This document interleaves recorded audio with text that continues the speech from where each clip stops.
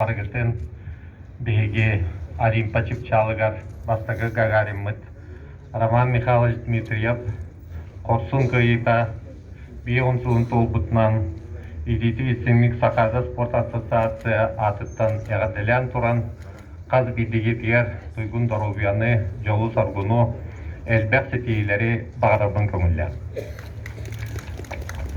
Дорогие друзья, сегодня мы отмечаем знаковый юбилей 50-летия со дня великого спортивного подвига Романа Михайловича Дмитриева, который стал олимпийским чемпионом Мюнхен 1972. Я считаю, что это достижение является абсолютно знаковым.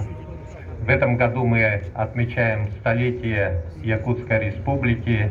И я думаю, что Роман Михайлович внес огромную лепту в развитие истории нашей государственности, поскольку его подвиг потом повторяли наши земляки и Роман Дмитриев, Александр Иванов. Я думаю, что все это произошло благодаря наличию у нас такого выдающегося тренера, как Дмитрий Петрович Коркин. Я очень рад тому, что мы с Романом Михайловичем вместе работали по воспитанию нашей молодежи, будучи заведующим отделом спортивно-оборонно-массовой работы Якутского обкома комсомола. Мы вместе с ним провели первый турнир памяти Дмитрия Петровича Коркина в селе Чуравча. Сегодня это уже международный турнир Гран-при.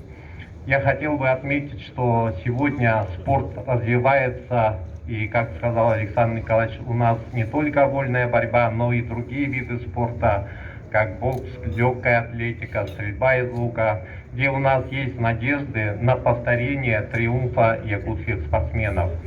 Сегодня с этой трибуны я хотел бы призвать вас активно заниматься спортом, соблюдать здоровый образ жизни, беречь свое здоровье, эффективно трудиться во благо нашей родной республики. И думаю, что впредь, вот у нас сегодня министр спорта, он сам олимпионик, дважды был рядом с пьедесталом почета, и президент Федерации вольной борьбы, глава республики Айсен Сергеевич Николаев.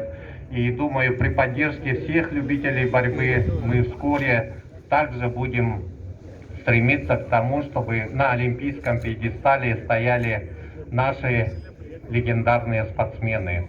В этот прекрасный день разрешите выразить слова благодарности всем тем людям, которые занимались спортом, были организаторами спорта. И я надеюсь, что это дело будет продолжаться.